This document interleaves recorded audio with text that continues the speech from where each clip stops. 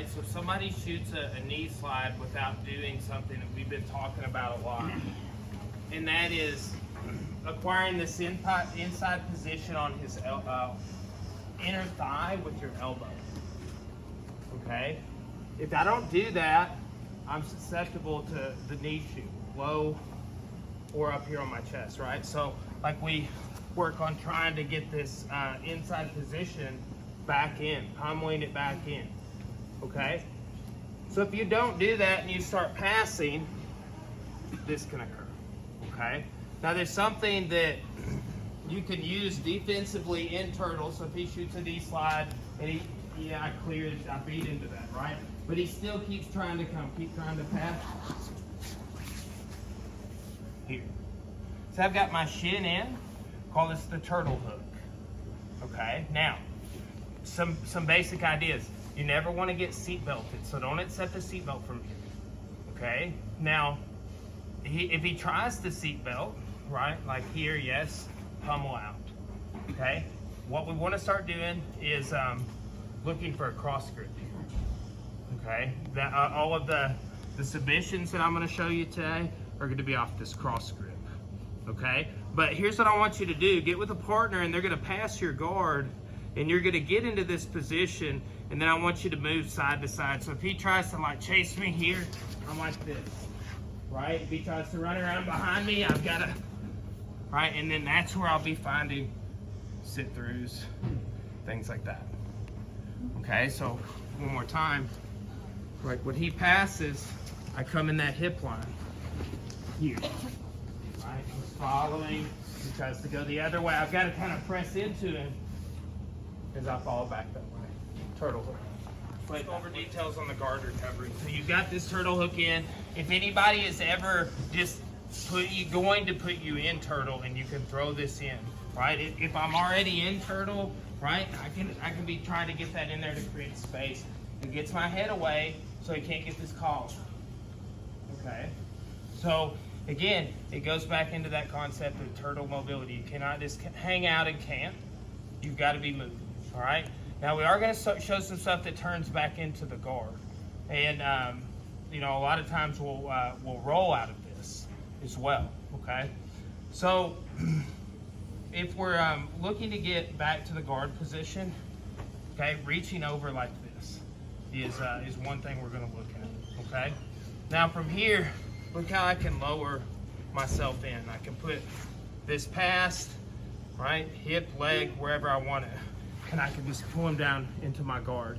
Okay, so this would be like more of like a vale tudo guard. You can see there's going to be some submission options here in a few minutes, but I just want everybody to be getting into the guard. From here, if he tries to square up with me, right, close guard, keeping him down.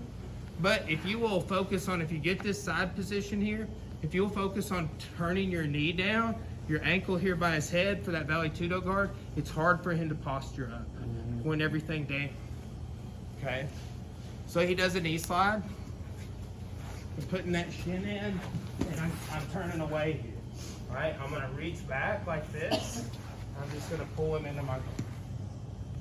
Okay, now I've got foot on the hip underneath on this leg, and I'm just pinching down.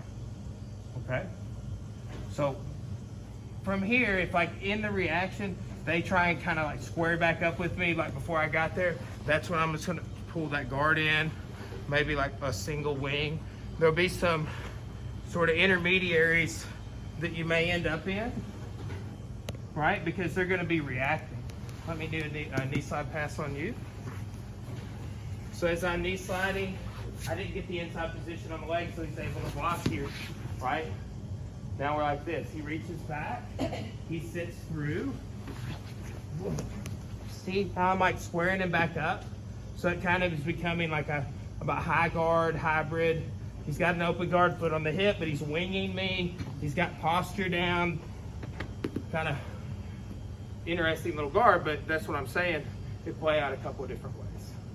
All right, so sit through, just reach over the back and sit through, and then we'll start like going for some grips and some things to set more specific stuff up.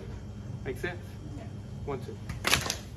And there's guard play. Usually not a good idea. Okay, Okay, you can use your hand posting and some different things, but it's usually not a good idea. Okay, now this hand is out here like I don't really have to worry as much about him attacking this arm, right? But when I reach back here and, right, if his hand is down like my hand is down, like I've saw several of y'all drilling, and this is just kind of how it was occurring, right? Or if his hand goes down as I'm setting through, like your hand say is not down. But as I start sitting through, I pull it down. And you might need to do like a little bit of a push out there, but look here. Now, here's something I'm big on the triangle these days. I'm good right now, but Randy's gonna start building his base back up. And did you see this negative sort of angle that my knee, from my hip to my knee went, right? So that wasn't an issue a second ago. I was more here. So like as he drives into me, I need to turn and reposition, okay? I don't want that. I don't want to be trying to adjust my triangle when there's all that negative, because he could be attacking me while I'm trying to adjust, okay? If he squares back up and starts driving, I have shoulder walk. We could be square, sorry. That actually accidentally choked somebody unconscious. But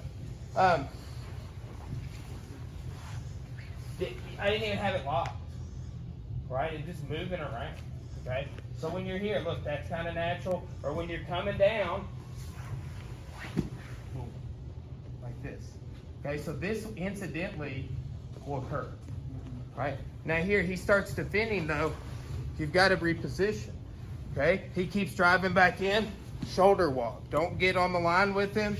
Your turn, right? And there's my triangle. And here's something I'm doing on the finish, like just posture up, just like a sitting base. Like that. I'm hanging my weight on my lock, okay? So there's just my leg, but when this is in as well, right, I'm hip up, okay? So when you hang that weight, it's hard for him to stack, right? And when he does, it's just like he falls forward more, okay?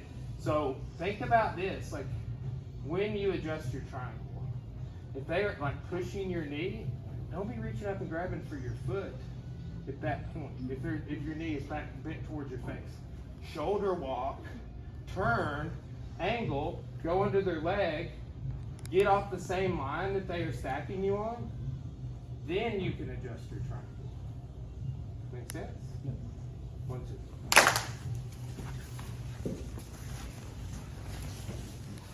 As I mentioned, you got this sort of turtle hook situation, and this perhaps he's reaching in for the collar. There's this pummeling for the seatbelt situation that occurs, right? So he's trying to come in. If he seatbelts me, he can do some back takes, so I'm coming out and I get this cross grip situation.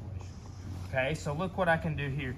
I can stuff this between my knees and do the triangle we just did. Like if I go to guard from here, right? Look, I've got a triangle in a very similar way. It's a variation. Okay, this pummel exchange happens, I'm here.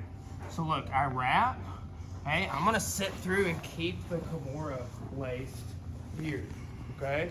Now, you can finish a Kimura on your back, but I like just backed up to do that. By the time I got here, I was already on my side, facing him where I could see his head. Okay, now from here, when I'm turning, everything is going on the lock.